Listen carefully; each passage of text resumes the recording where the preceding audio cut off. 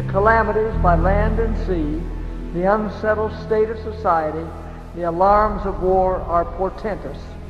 They forecast approaching events of the greatest magnitude.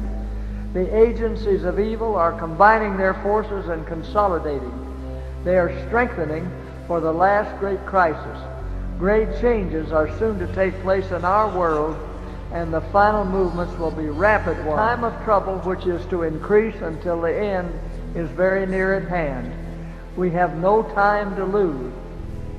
The world is stirred with the spirit of war. The prophecies of the 11th of Daniel have almost reached their final fulfillment. The time of trouble, trouble such as was not since there was a nation, Daniel 12:1, is right upon us, and we are like the sleeping virgins. We are to awake and ask the Lord Jesus to place underneath us His everlasting arms and carry us through the time of trial before us. The world is becoming more and more lawless.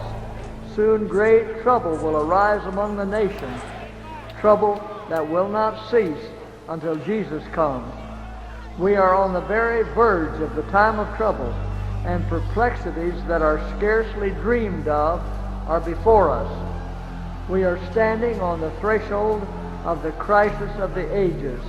In quick succession, the judgments of God will follow one another: fire, flood, and earthquake, with war and bloodshed.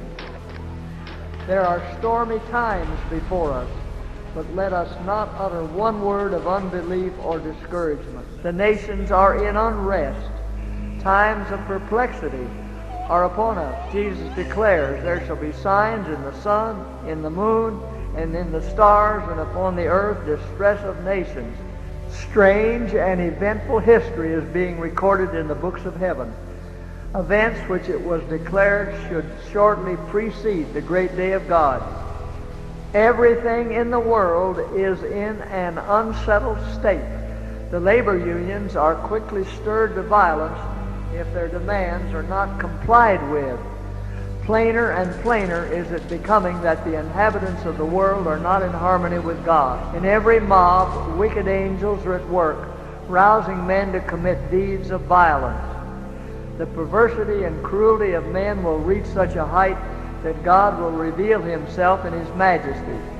Very soon, the wickedness of the world will have reached its limit, and as in the days of Noah, God will pour out His judgments and deeds of violence tell the story that the end of all things is at hand.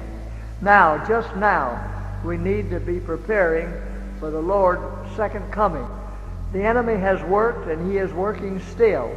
He is coming down in great power, and the Spirit of God is being withdrawn from the earth. And these very things will increase until the close of this earth's history.